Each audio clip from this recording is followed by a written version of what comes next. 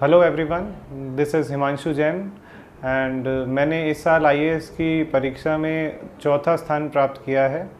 मैं ओरिजिनली हरियाणा में पलवल ज़िले में होडल गांव है, वहां का रहने वाला हूं। मैंने अपनी 8वीं कक्षा तक की जो पढ़ाई है वो वहीं की है। उसके बाद मैं 9वीं 10वीं और 11वीं 12वीं के लिए दिल्ली आ गया था। दिल्ली आने के बाद मैंने हंसराज कॉलेज से इकोनॉमिक्स ऑनर्स की पढ़ाई की है। इकोनॉमिक्स ऑनर्स करने के तुरंत बाद ही मेरा यूपीएससी की तरफ ध्यान चला गया था और मैंने यूपीएससी के लिए तैयारी करनी शुरू कर दी थी। मैंने 2018 में अपना पहला अटेम्प्ट दिया था। उसमें मैं पास नहीं हो पाया था, प्रीलिम्स नहीं हुआ था, पर फिर मैंने दोबारा मेहनत की, अपनी गलतियों से सीखा। तो 2019 का जो अटेम्प्ट था मैंने वो दिया है और फाइनली मैं अब 4th रैंक पे आया हूँ। यूपीएससी के बारे में सपना तो पहले से ही था, पर यूपीएससी की तैयारी जो शुरू की वो सिर्फ कॉलेज के बाद ही की है। कॉलेज के बाद पहला पेपर जो पहली बार अटेम्प्ट किया था वो तो ख़ास पढ़ाई करे बिना ही दे दिया था, उसमें इसलिए उत्तीर्ण नहीं हो पाया था। परंतु दूसरा जो अटेम्प्ट दिया है मैंने, उसमें लग के मेहनत की थी और उसी का फल है कि मैं 4th रैंक पे आया हूँ। अगर स्ट्रैटेजी की बात करें तो स्ट्रैटेजी में मेरा मूल मंत्र जो है वो ये है, limited resources but indefinite revision. Because limited resources रखने से क्या है कि चीज़ें याद रहती हैं और चीज़ें अगर याद रहेंगी तो ही आप उन्हें आंसर में लिख पाएंगे। तैयारी सबसे ज़्यादा जो है वो मेंस की होती है। जो भी पढ़ना है उसे मेंस ओरिएंटेड पढ़ना होता है। प्रीलिम्स की जो तैयारी होती है वो 50 दिन तक ही, मैं 50 दिन पहले ही शुरू की थी और मेरा मानना यही है कि प्रीलिम्स का जो स्पेसिफिक पोर्शन और तरीका है वो 50 दिन या 60 दिन में ही कवर हो जाता है। मेन तैयारी तो मेंस की ही करनी होती है, स्पेशली अपने ऑप्शनल सब्जेक्ट की। अगर रिसोर्सेज की बात की जाए, जो मैंने लिमिटेड रिसोर्सेज बोला है, उसमें सबसे पहले मैं बेसिक जो गवर्नमेंट प्रोवाइडेड रिसोर्सेज हैं वही जो मेन है।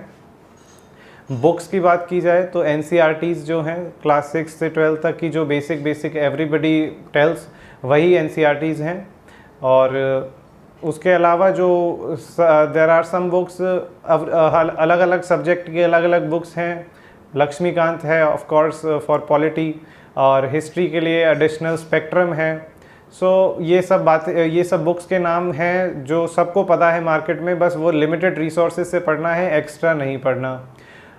इसके अलावा जो मेन सोर्स ऑफ जो मेरे को अपडेट, जिसने मेरे को एनलाइटन किया है, वो गवर्नमेंट की वेबसाइट्स हैं। Government websites, government information channels, PIB, और जो भी गवर्नमेंट जो पब्लिकेशंस हैं उनके एनुअल रिपोर्ट्स, ये सब पढ़कर ही मुझे एक्चुअल और फैक्चुअल दोनों बातें पता चली हैं। करंट अफेयर्स के लिए मैगज़ीन्स की बात होती है, पर मैंने मैगज़ीन्स कम ही प्रेफर की हैं। कोई भी मैगज़ीन इतना अच्छा नहीं समझा पाती जितना कि न्यूज़पेपर और जितना कि ये गवर्नमेंट की वेबसाइट्स कर पाती हैं। न्यूज़पेपर कोई स्पेसिफिक नहीं पढ़ना कि बिल्कुल उसी न्यूज़पेपर को पढ़ने से ही आप पास होंगे। न्यूज़पेपर कोई भी पढ़िए, पर पढ़ें कंसिस्टेंसी के साथ, डिसिप्लिन के साथ। कंसिस्टेंसी से पढ़ेंगे तो चेन ऑफ थॉट्स बनती जाएगी और आपके माइंड में वो जो टॉपिक है, थॉट है, वो डेवलप होता जाएगा। यही एक मूल मंत्र था। इसके अलावा कुछ एक्स्ट्रा इतनी पढ़ाई की नहीं है। दिन में 6 से 8 घंटे पढ़ा हूँ। सुबह उठ के नहा धो के अपना माइंड फ्रेश करके अपना पढ़ना शुरू करता था। जब तक पढ़ाई होती थी तब तक करता था। 2 बजे 3 बजे फिर भूख लगती थी तो पढ़ना छोड़ के खाना खाता था, फिर रेस्ट किया, फिर शाम को अगर मन किया तो 1-2 घंटे पढ़ लिया। अदरवाइज़ जो है दिन में 6 से 8 घंटे पढ़ना बहुत है मेरे हिसाब से। बाकी अपनी अपनी स्ट्रैटेजी होती है। ये स्ट्रैटेजी जो मेरे लिए काम की हो सकता है आपके लिए करे ना करे। हर किसी को अपनी ही स्ट्रैटेजी जो है डेवलप करनी पड़ेगी। गाइडेंस हो सकता है एक तरीके का, परंतु कोई ये स्पेसिफिक वो नहीं है रूल कि आप यही करेंगे।